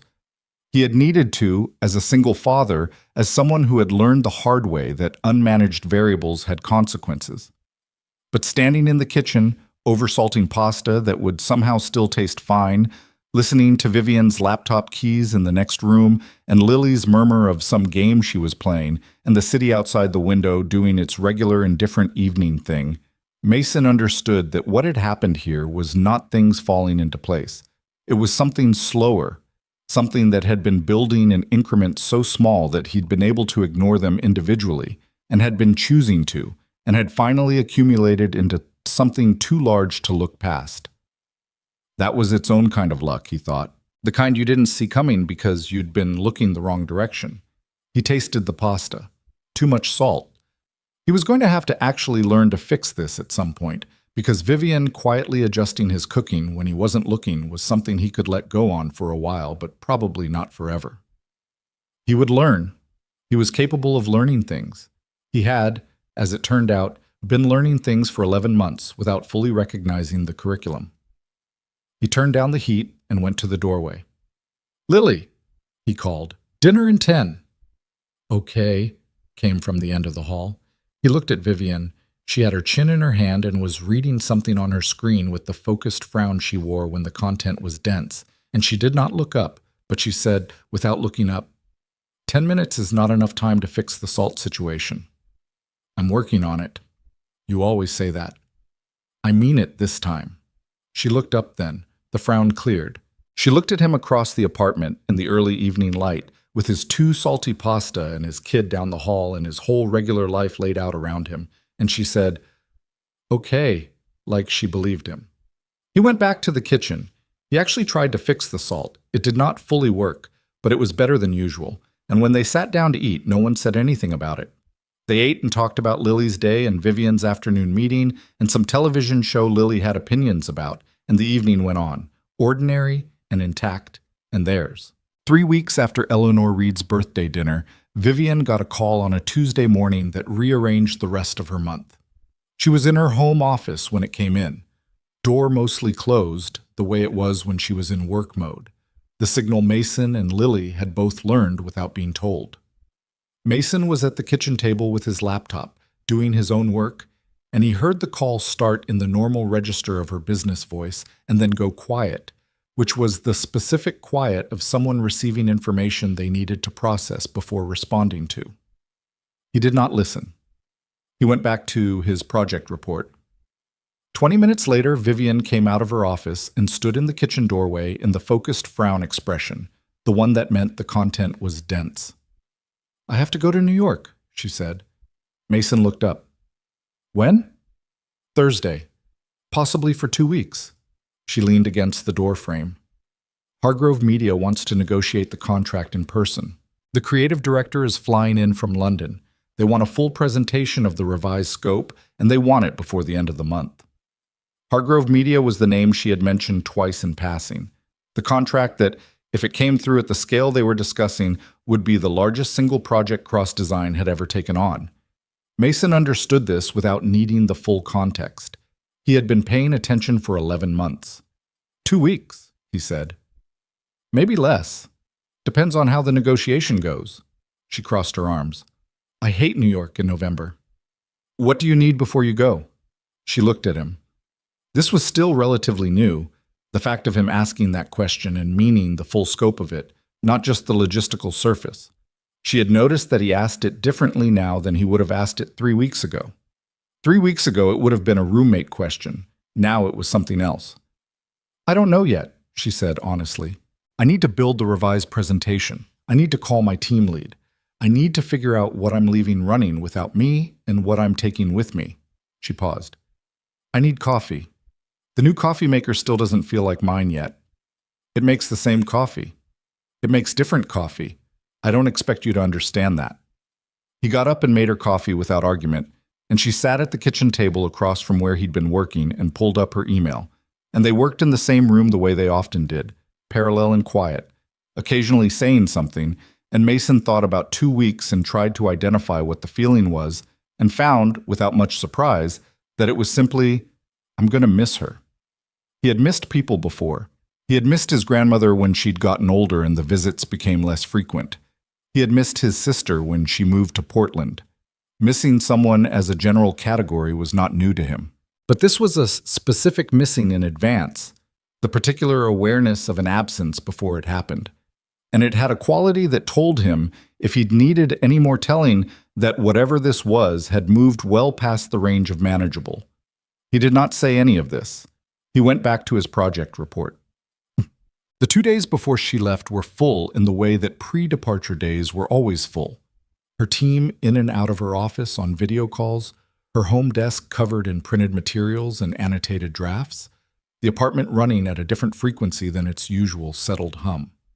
Lily could sense it. She came home from school on Wednesday and walked through the apartment with the careful attention of a child taking stock. And when she found Vivian at her desk, she stood in the doorway and said, "Are you going somewhere?" Vivian looked up. "New York, for work. I'll be back in less than 2 weeks." Lily processed this. "That's far." "It's a plane ride. Not that far." "Have you been there before?" "Many times." "What's it like?" Vivian considered this seriously. "Loud," she said, "and the pizza is better than here, but don't tell your dad I said that." Lily absorbed this information and departed. Mason, who had been within earshot in the hallway, did not comment on the pizza claim, though he intended to revisit it at a later date. That evening, Lily wanted Vivian to do the bedtime story, which she'd asked for with increasing frequency over the past month, and Mason sat on the edge of Lily's bed and watched Vivian sit in the reading chair with the chapter book they'd been working through. A story about a girl and a lighthouse and a series of mysteries that Lily found deeply satisfying. And he watched Lily fight sleep the way she always did, losing ground incrementally until her eyes were half closed and her breathing had gone slow, and Vivian finished the chapter and closed the book and set it quietly on the nightstand. She looked at Lily for a moment, just looked, with an expression that she wasn't monitoring. Mason saw it. He looked away before she looked up.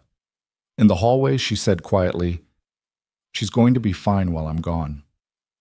"I know that. I'm not worried about—" She stopped. "I'm not sure what I'm saying." He did know.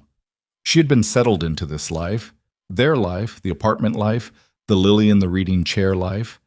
And going to New York to negotiate the biggest contract of her company's existence was, professionally, what she had been building toward for 6 years. And it was also an interruption of something she hadn't known she needed until recently. And both of those things were true at the same time. And that was uncomfortable in a way that didn't have a clean solution. "You're going to win the contract," he said. "I don't know that. You rewrote an entire presentation on a hunch once, and it worked. You've had 3 weeks on this one." She looked at him in the half-dark of the hallway. "That's actually a fair characterization. I have my moments." She moved toward him, and he met her in the middle of the hallway, and she put her arms around him in the matter-of-fact way she had. Not performing affection, but using it, choosing it, which was more than performance. And he held on, and they stood there for a moment in Lily's doorway, with the nightlight visible inside and the rest of the apartment quiet. 2 weeks, she said into his shoulder. "Less," he said. "You said less." "Probably less." "Go get the contract." She pulled back and looked at him. "Don't eat pasta every night." "I have other recipes." "Name one that isn't pasta." He thought about it. I can do eggs. Mason. There are a lot of things you can do with eggs. Omelets, scrambled, fried. I'm going to come home to 2 people who have eaten eggs for 12 days. We'll be fine. She looked at him for another moment, and then she kissed him, brief and direct, and went to her room. Mason stood in the hallway for a moment. Then he went and turned off the kitchen light that he'd left on, and he thought, less than 2 weeks, and went to bed. She left Thursday morning before Lily was up. The cab was coming at 6 and her flight was at 8:30, and Mason had set an alarm for 5:45 even though he didn't need to, and he was in the kitchen with coffee when she came out of her room with her bag, coat over her arm, already composed in the way she was when she'd shifted into work mode. The CEO setting, he thought of it, the particular arrangement of her face that was ready for the day, whatever the day required. She stopped in the kitchen. You didn't have to get up. I know. She picked up the coffee he'd left on the counter. She drank half of it standing at the counter and looked out the window at the dark street below. And he looked at her in the kitchen light and felt the ordinary, extraordinary strangeness of caring about someone. The way it turned normal mornings into something with weight. Text me when you land, he said. I always have my phone. Vivian, I'll text you. The cab notification came on her phone. She put the cup down and picked up her bag and her coat, and Mason walked her to the door, and she turned there and looked at him with the expression that was hers, the unguarded version, the one that appeared in the in-between spaces of her life, and she said, behave, which he understood meant, I'll miss you too. Go, he said. She went. The apartment was loud in her absence in the way only quiet places could be. Lily noticed on the first day. She came home from school and walked through the apartment with the same stock-taking attention as before, and when she found Mason at the kitchen table, she stood across from him and said, It feels different. Vivian's in New York, Mason said. I know, but it feels different. She thought about it. Like when Mrs. Kim went to visit her daughter and the building felt different. Buildings don't feel different. Yes, they do, Lily said, with the certainty of someone who had not yet been talked out of her accurate perceptions by adults. She got herself a glass of water and went to the living room, apparently finished with the subject. Mason looked at the kitchen. She was not wrong. The apartment did feel different. The home office door was open. Vivian always closed it when she was working, always opened it when she was done, and it was open now because she was not here to close it. And that open door had a particular quality, like a sentence that had been left unfinished. He called her that evening, the first time. She was at the hotel, ordered room service. The Hargrove meeting was tomorrow afternoon, and she was going through the presentation deck one more time because she'd found a transition slide that bothered her. Which slide? He asked. 14, the scope breakdown. It's too detailed for that point in the presentation. It front-loads complexity when I want them still in the feeling of the concept. Then move it. I know I should move it. I'm deciding where to move it to. Slide 19, after the team credentials. They'll be more receptive to complexity after they trust the team. Silence. That's actually correct, she said. I told you, I have my moments. You have more moments than you give yourself credit for, she said, which was not a thing she would have said 3 months ago, not because it wasn't true then, but because they hadn't been in the place where she would say it. The fact that she said it now, plainly, without making a thing of it, landed in him quietly and stayed. They talked for 40 minutes. Lily came and said goodnight to the phone. Vivian told her to sleep and that she'd be home soon. And Lily accepted this and went to bed without argument, which was unusual enough that Mason mentioned it after. She's easy, Vivian said. She's usually not that easy at bedtime. She was for me. He'd noticed this, had been noticing it for months, the way Lily's particular frequency had calibrated to Vivian's. He didn't entirely understand the mechanics of it. Lily's instincts about people had always been good, better than his own, and she had decided within the first 20 minutes of knowing Vivian that Vivian was safe and interesting, and had organized herself accordingly. Whatever Vivian said landed differently with Lily than the same thing said by Mason, not because Mason had less authority, but because they were different frequencies, and Lily had, sensibly, tuned to both. He thought about what that meant for the longer term, after he hung up. He had been careful about not thinking too far forward. He was still, in some ways, a person who had learned the consequences of unmanaged variables. But the longer term was unavoidable when a 6-year-old was drawing pictures with 3 people in them and calling them family. He needed to be honest about what he was building, not just what he was feeling. The Hargrove meeting on Friday went long. He knew this because Vivian didn't text until 7 p.m. Eastern, which was 4 p.m. his time, and the text said, "Still in it. Creative director has opinions. More later." And then, 90 minutes later, "Still in it." And then at 9 p.m. Eastern, "Done. Call when Lily's down." He called at 9:30 his time. "Tell me," he said. "The creative director has a vision problem," she said, and her voice had the specific flatness of someone who had been professionally diplomatic for 6 hours and had run out of diplomatic. Not in the medical sense, in the sense that his vision for the project and the actual project budget exist in different realities, and he has not reconciled them, and my job today was apparently to be the person who introduced that reconciliation. How did that go? He didn't like it. Did the deal survive it? Yes. A pause. He's a creative. He has good instincts, and he's used to getting what he wants, and he needed someone to tell him which of the things he wants he can actually have. That's not complicated, it's just unpleasant. Another pause. He'll come around. The lead from the Hargrove side wants this project, and she wants it with us. She managed him through the last hour. So it's good. It's on track. He could hear her moving, the sound of her in the hotel room, probably still in work clothes, probably with her shoes already off. There's a working dinner Monday and a final terms meeting Wednesday. If Wednesday goes the way Friday almost went, I'll probably stay through Thursday. But you're back by the weekend. Yes, I'm back by the weekend. He exhaled, not loudly. Good. How's Lily? Fine. She declared this morning that she's going to be an architect. That's new. She saw a building on a show she was watching and decided. Previous career options have included marine biologist, dog trainer, and a person who specifically makes birthday cakes. All reasonable. I think so too. He leaned back on the couch. What are you doing tonight? Ordering the second thing I actually want for room service, instead of the sensible thing, and going to sleep. What's the second thing? Cheese fries and a club sandwich. That's not dinner, that's a sports bar at 2 a.m. I've been in a negotiation for 6 hours, Mason. I've earned the cheese fries. I'm not arguing with the cheese fries, I'm just identifying them accurately. She laughed, and the laugh was tired, but it was real, the involuntary one, and he felt it through the phone like something physical.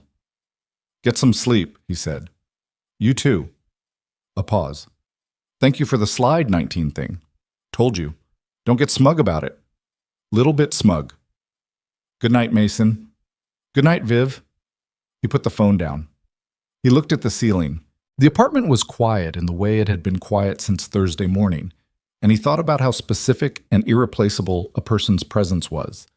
Not just the talking, but the ambient fact of them, the way a space organized itself differently when they were in it. He was 40 minutes into this thought when his phone buzzed. Unknown number. He almost didn't answer it. He answered it. Mason Reed? A woman's voice, professional and brisk. Yeah. I'm calling from St. Mark's Elementary. I'm the after-school coordinator. We have a Lily Reed here who was supposed to be picked up at 4. We've been trying to reach you. Mason sat up. What? She goes to Mrs. Kim's on Fridays. We have no record of an alternate pickup today. The student has been here since 4:15. We were able to reach you now. He was already standing. I'm coming. 15 minutes. He hung up and grabbed his keys in his jacket and stood in the hallway for exactly 2 seconds, calling himself every kind of idiot because he had changed Lily's pickup arrangement 2 weeks ago for a different reason and had completely failed to update the school calendar, which Mrs. Kim knew about because he had told Mrs. Kim and had not told the school, and this was exactly the kind of variable management failure he was supposed to be good at preventing. He got Lily within 12 minutes. She was sitting in the coordinator's office eating a small bag of crackers that the staff had provided, not visibly distressed, just waiting with the particular patience of a child who had long experience with her father's logistical shortcomings. Hi, Bug. Hi. She stood up and took his hand. I waited. I know. I'm sorry. I messed up the schedule. It's okay. She considered. Mrs. Kim didn't come either. My fault. I didn't tell the school. He signed the form the coordinator placed in front of him and thanked the staff and took Lily out to the car, and she got in and put on her seatbelt and said, without accusation, "You should put things in the calendar." "You're right. Vivi puts everything in the calendar. I know she does. She showed me. She has a whole color system." "I'm aware of the color system." Lily looked out the window. "Maybe she can show you."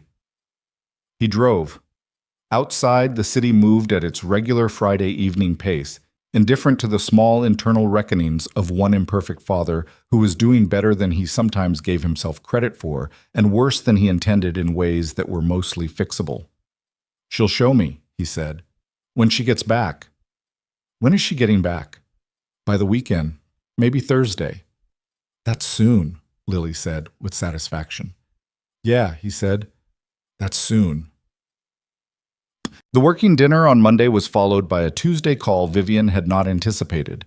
A conference with the London creative director and 3 members of his team that lasted 4 hours, and which she described afterward with the contained fury of someone who had won something and still found the winning exhausting. "He came around," she said. "Took until hour 3, but he came around. He's actually good when he stops protecting his own vision long enough to look at what the project needs." "You like him," Mason said. "I respect him professionally. That's different." "You like him a little." A pause. "He has good instincts, and he stopped arguing once I laid out the numbers in a way he couldn't reframe. I respect people who stop arguing when the evidence changes." "That's your version of liking someone." "Don't push it, Reed." He smiled at the ceiling. It was late his time, Lily already asleep, the apartment in its nighttime quiet. He had gotten better, across the week, at the absence. Not comfortable with it, but functional within it, which was probably more honest anyway. Comfort with absence was a thing you learned by not wanting the person back, and he wanted her back, which meant the adjustment was always going to be partial. "Wednesday," he said. "Final terms." "Wednesday," she confirmed. "It should be straightforward. The framework is agreed. Wednesday is paperwork and handshakes. And then you come home." She was quiet for a moment. "Thursday flight. I'll be back by 3. "I'll make dinner." "Mason." "Something that isn't pasta and isn't eggs. I've been researching." "You've been researching recipes?" "I watched 4 videos." Another pause. "What did you land on?" "Roast chicken. It's apparently not as hard as it looks, and the salt goes in a place where it can't ruin anything." She was quiet for a moment longer than usual, and then she said, "Okay," in the voice that meant something more than the word itself, and he understood it and sat with it, and the line was quiet between them in the easy way that silences between people who knew each other could be. "The presentation slide thing," she said. "I've been thinking about that, about the fact that you knew to move it to 19 without seeing the deck. I've been listening to you work for a year. I know, that's what I've been thinking about."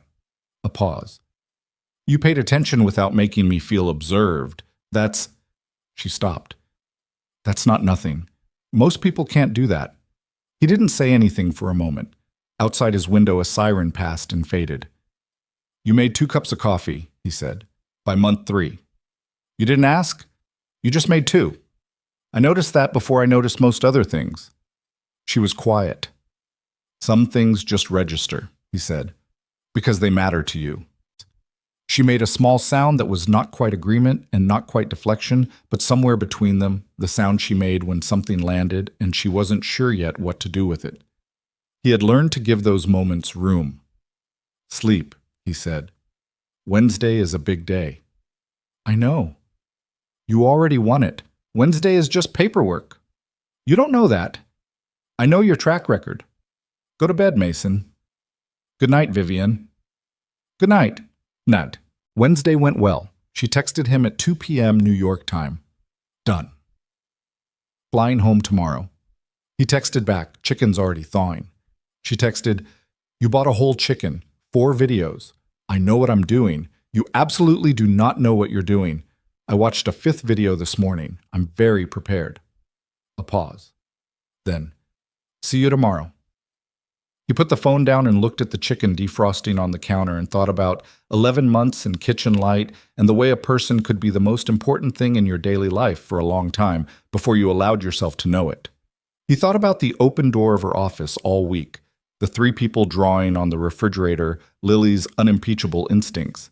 He thought about his grandmother on the porch, and his sister on the phone, and his own face in the hallway mirror that morning, which looked, honestly, like the face of a man who had stopped bracing. He called Clara. She got the contract, he said. I heard, Clara said. She texted me. He stopped. She texted you. We've been texting for 2 weeks.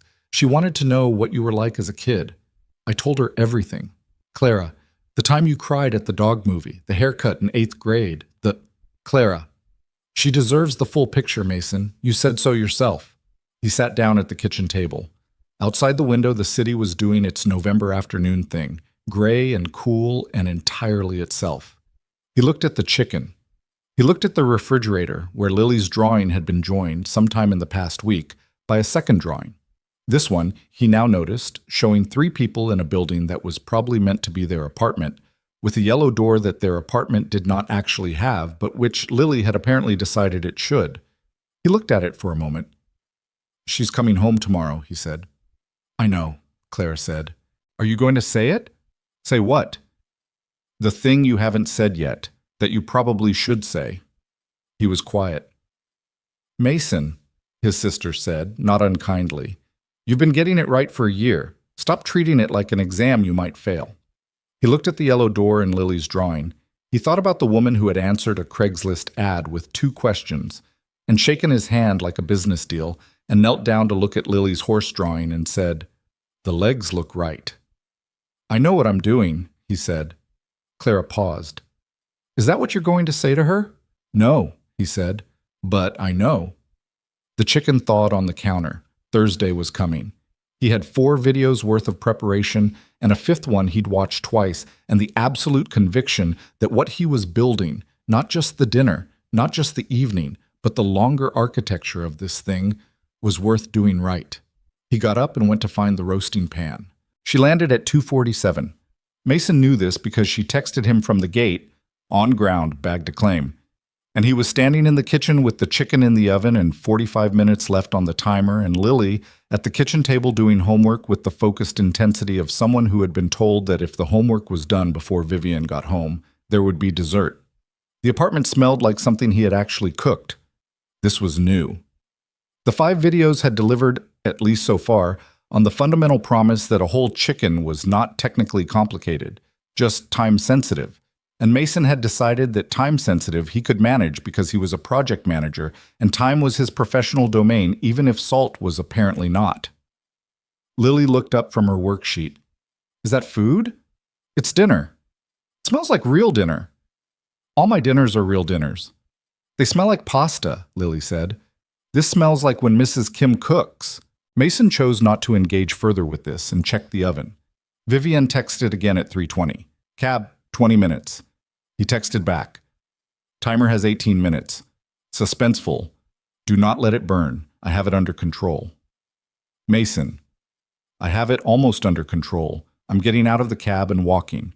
He turned the oven down 4 degrees, which the 5th video had mentioned as a finishing technique, and he felt, not for the first time this week, the particular absurdity and also the complete seriousness of caring about a thing because someone else was coming home to it.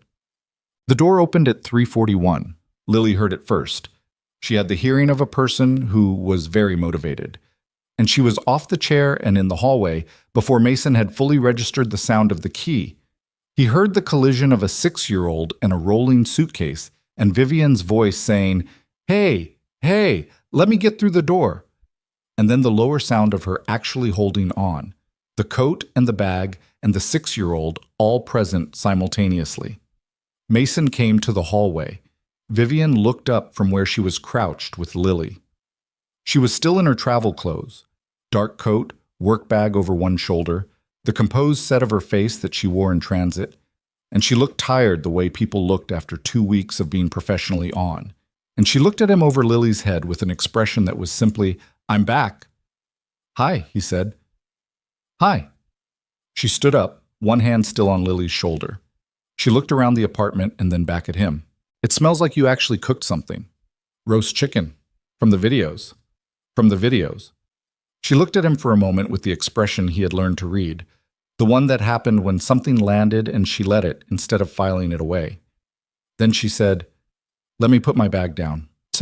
Dinner was not perfect. The chicken was slightly overcooked on one side, which Mason identified immediately, and Vivian did not comment on, and one of the vegetables he'd roasted alongside it had gone too soft, and Lily knocked over her water glass in the first 10 minutes, and they spent 4 minutes dealing with that, and then everything resumed. They ate and talked about New York. Vivian told Lily about the hotel and the skyline and the pizza claim, which she defended with specifics while Mason disputed with equal specifics, and Lily listened to this as though it were a sporting event. And they talked about Lily's week and the spelling test she'd gotten an 8 out of 10 on and the 2 she'd gotten wrong, which she was still bothered by.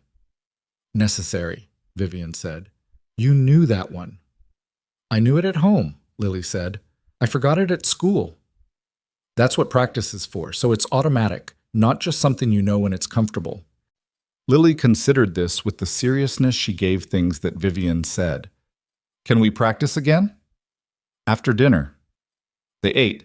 Mason watched the two of them across the table and felt the thing he'd been feeling all week in its absence, the specific, irreplaceable quality of this. And he thought about what his sister had said. "You've been getting it right for a year."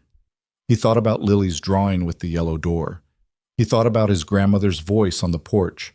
There is a kind of fear that looks a lot like caution. He had been cautious for a long time. He had good reasons. The reasons were not gone. Lily was still 6, still counting on the system to hold, still the first and most important variable in any decision he made about his life. That had not changed. That would not change. But he had spent so long using that responsibility as a reason to stay still that he had confused stillness with safety, and they were not the same thing. Stillness was just stillness. Safety was something you built, not something you preserved by not moving. After dinner, Lily did spelling words with Vivian in the living room while Mason cleaned up, and he listened to the back and forth of it. Vivian's voice, then Lily's, the correction, the repetition, the small sound of approval when Lily got it right. And he thought, this is what I was afraid of losing. Not the category of it. This. Specifically this. These two people in the next room, this kitchen, this evening. And the thing he had finally gotten clear on, across the week of chicken thawing and recipe videos and late phone calls, was that you did not protect something like this by keeping it at arm's length. You protected it by choosing it, deliberately. Every day, imperfectly, with full knowledge of the ways it could go wrong and the decision to stay anyway. That was not caution. That was just honesty. Lily went to bed at 8:30. Vivian did the story, the chapter book, the same ritual, and Mason listened from the hallway to the familiar shapes of it. The reading voice, the page turning, the moment when Lily's questions stopped coming because she was finally going under. When Vivian came out and pulled Lily's door to its usual not quite closed position, she found Mason still in the hallway, leaning against the wall. "She was out fast," Vivian said quietly. "She missed you," he said. "She doesn't sleep as easily when the routine is off." Vivian looked at the door for a moment. She did not say anything, but her hand stayed on the doorframe briefly. A small thing, the kind of thing you only noticed if you were paying the right kind of attention. They went to the kitchen. Mason made tea, something he had taken up in the past week in the absence of the coffee maker being used by anyone else, which had been its own small revelation about habit and proximity. And they sat at the table the way they had sat at it 100 times, and the kitchen was exactly as it had always been, and also everything had moved. "Tell me the real version," he said. "Not the summary, the actual version of the 2 weeks." She looked at him. Then she picked up the mug and held it, and started talking, and the real version was longer and more complicated than any of the phone call summaries. The way the creative director had made her feel, in hour 2 of the first meeting, that she was being managed rather than heard. The specific moment where she had decided to stop being diplomatic and just lay out the numbers and accept whatever came from that. The uncertainty on Sunday night, not about the deal, but about herself. The particular 2 a.m. question of whether she had built something real or something that looked real from the outside. The way the Hargrove lead had said, on Wednesday after the final signatures, "You're the best in the room and you knew it, that's why this worked," and how Vivienne had thanked her and meant it and also not entirely believed it, which was the honest version of how compliments landed when you had spent a long time being the person who built things, while other people evaluated whether the things were good enough. Mason listened to all of it. He did not fix any of it. He asked 2 questions, both of which were about what she'd felt rather than what had happened, and he waited for the answers. And when she was done, she looked at him across the table with the look that meant she had said more than she'd planned to and was taking stock of that. "You're good at this," she said. "Listening? Not making it smaller." She turned the mug. "Some people listen, and you can feel them waiting to resolve it. You just let it be the size it is." "You do the same thing," he said. "You did it with the Renee stuff. You didn't try to put it anywhere." She nodded slowly. Outside, the street was doing its late Thursday thing, occasional car, occasional voice, the building settling into its own sounds. The kitchen light was the steady, non-flickering version now, and the coffee maker was the new one that Vivienne still said made different coffee. And everything in the room was both familiar and newly weighted with the specific significance of things you had almost not let yourself have. "I want to say something," Mason said. She looked at him, waiting, not pushing. "I've been careful for a long time," he said. "You know that. You've watched it for 11 months. And I had reasons. I still have them. Lily's still the first thing I think about in any decision about my life. That's not going to change." He paused. "But I've been using caution as a cover for something that was actually just fear. Fear of getting it wrong again. Fear of what it costs Lily if I get it wrong. And I've been applying that fear to everything, including something that hasn't given me a single reason to be afraid of it." She was very still. "I'm not afraid of this," he said. "I want to be clear about that. I was afraid of wanting it, because wanting things has a cost when they don't work out. But I'm not afraid of you. I'm not afraid of what this is." He looked at her directly. "I don't want to manage it anymore. I don't want to keep it in a range. I want the whole thing, whatever that means for us. And I think you do too, and I think we've both known that for longer than we've been willing to say it." The kitchen was very quiet. Vivienne set her mug down. She looked at the table for a moment, and then she looked at him, and her face had the unguarded quality he had come to think of as the truest version of her. Not the CEO, not the composed woman at the dinner table, but the person who went quiet for 20 minutes after hard calls and came out ready to move, who ate crackers over the sink at 11 at night, who had learned his daughter's spelling words with the seriousness of someone who understood that small things mattered.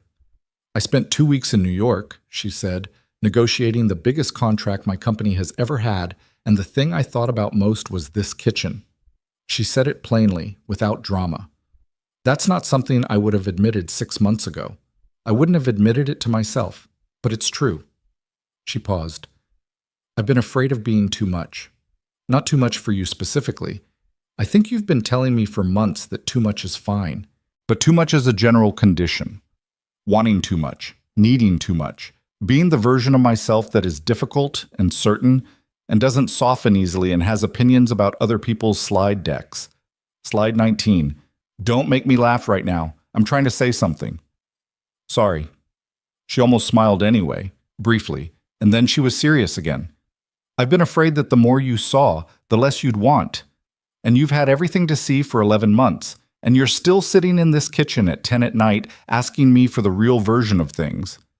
She looked at him steadily. "That means something. It means more than I know how to say efficiently." "You don't have to say it efficiently." "I know. That's the other thing I've been learning." She reached across the table and put her hand over his, the same gesture as the first night, the kitchen at midnight, except that now it was not tentative and it was not careful, and it was not asking a question. It was just a fact. "I love you," she said. "That's the thing I've been not saying. I love you and I love your daughter, and I love this apartment with its non-flickering kitchen light and its consistently oversalted pasta, and I don't want to manage that. I want it to be what it is." Mason turned his hand over under hers. He held on. "I love you," he said. "I think I have for a while. I think my grandmother knew before I did, which is embarrassing, but accurate. Vivian laughed. The real one. The involuntary one. The laugh that happened when something genuinely caught her. And he felt it the way he always felt it, like something opening. They stayed at the kitchen table for a long time after that, not talking about plans or next steps or what this looked like going forward, just talking the way they talked at their best, following the thread of whatever came up, moving from the Hargrove contract to Clara's apparently ongoing text conversation with Vivian to the question of whether Lily's architect phase would outlast the previous career ambitions to a long tangent about the building across the street that they'd both been curious about for months. The tea went cold. Mason made more. Outside, the city did what it did at all hours, indifferent and continuous. And inside the apartment on Clement Street, two imperfect people sat in the kitchen and talked until nearly midnight, which was later than either of them should have stayed up and exactly as long as it needed to be. There are things that television and movies do not tell you about love that starts this way. The slow accumulation kind, the kind built from proximity and ordinary days rather than a moment or a catalyst. They do not tell you that the foundation is also the complication, that knowing someone this well before you love them means that the love has nowhere to hide and no opportunity to be idealized, which is both the most frightening thing about it and the most durable. Mason Reed was not a man who had been looking for love. He had been looking for stability, for a working system, for a life that held together reliably enough that his daughter could count on it. He had found those things, and then, in the way that life tends to exceed whatever you were planning for, he had found something he hadn't had a category for, a person who fit into the system not by being easy, but by being real, by having her own weight and her own edges and her own 20-minute-in-the-room moments, and staying anyway, and making 2 cups of coffee by month 3 without making it into anything other than a fact.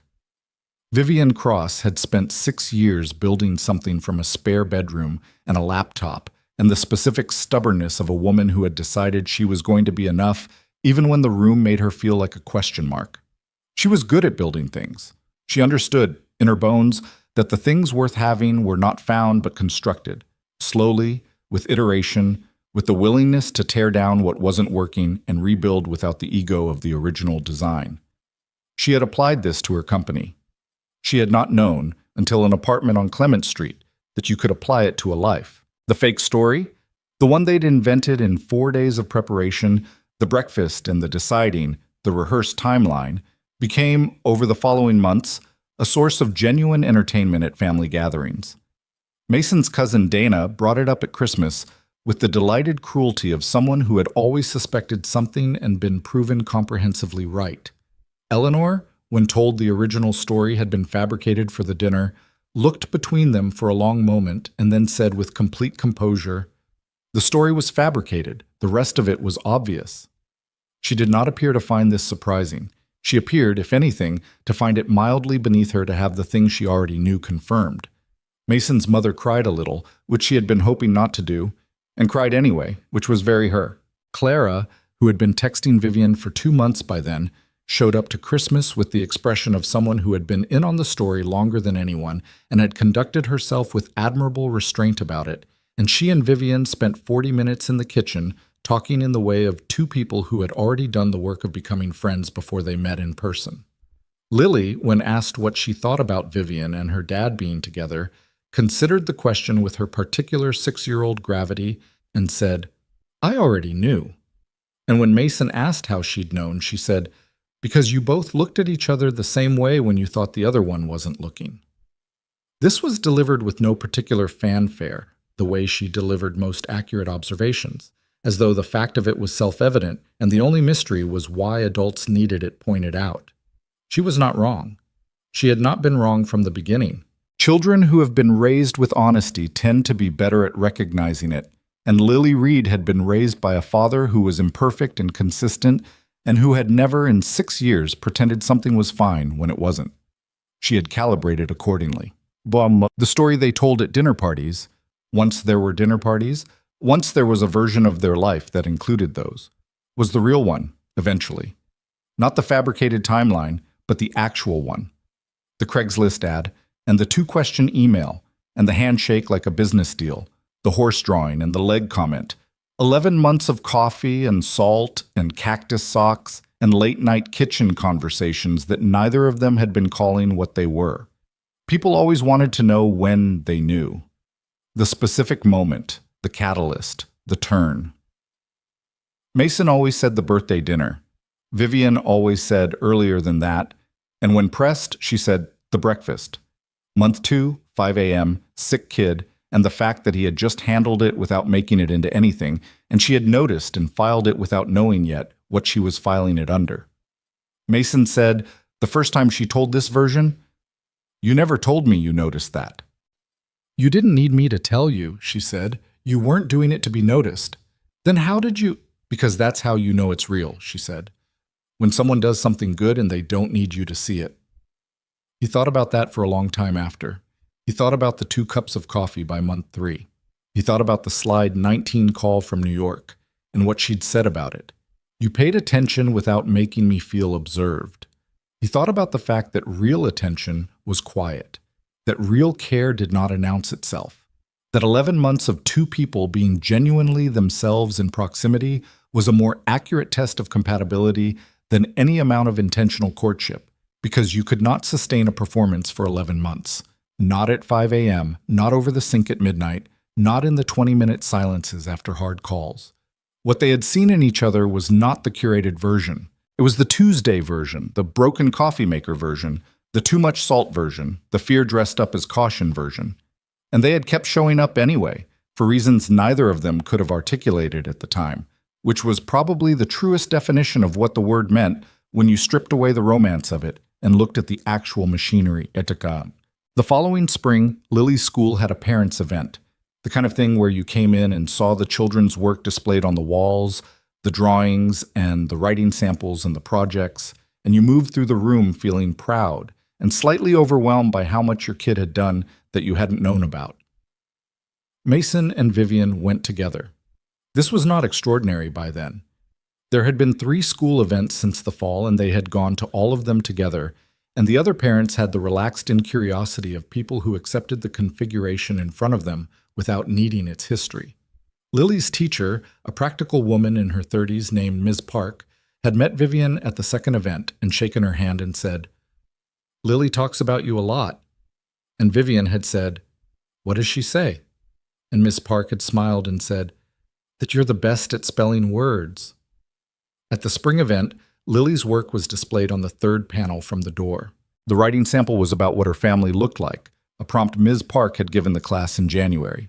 Lily had written in the careful large letters of a child who took handwriting seriously. "My family is me and my dad and Vivian. My dad makes pasta. Vivian helps with spelling. We live in an apartment with a yellow door. The apartment did not have a yellow door. The apartment had a standard issue brown door that the building management had painted at some point in the 90s and not since." Mason looked at the yellow door statement. He looked at Vivian beside him, reading it. She was reading it with the unguarded expression, the one she did not perform, and her mouth was doing the thing where a smile was present but not announced. "We don't have a yellow door," he said. "I know." "She's been drawing a yellow door for months, on all her drawings." "I know." "Why yellow?" Vivian was quiet for a moment. "I think," she said, "because yellow means something's on the other side of it worth going home to." He looked at the drawing one more time. Then he looked at Vivian, and she looked at him, and neither of them said anything else because neither of them needed to. They moved to the next panel. Lily found them 10 minutes later and pulled them toward a project about weather systems she was particularly proud of, and Mason held her hand and Vivian listened to the weather explanation with genuine attention, and they stood in a school gymnasium in the ordinary spring evening light, imperfect and present and exactly where they were supposed to be. None of it was a story anyone would have invented. It was too slow, too ordinary, too full of broken coffee makers and oversalted pasta and fears that took too long to name. It did not have a moment. It had 11 months of moments, accumulated without permission, adding up to something neither of them had been looking for, and both of them had needed in ways they couldn't have told you when it started. That is probably the only kind of love worth trusting. Not the kind that arrives with certainty, but the kind that builds in the background while you're doing other things. while you're making 2 cups of coffee and saving the good leftovers, and learning someone's rhythms so gradually that by the time you know them, it feels like you always have. The kind that doesn't need a yellow door to know it's home. It just needs 2 people willing to stop pretending they don't know what it is. And sometimes, if you're paying the right kind of attention, that's enough.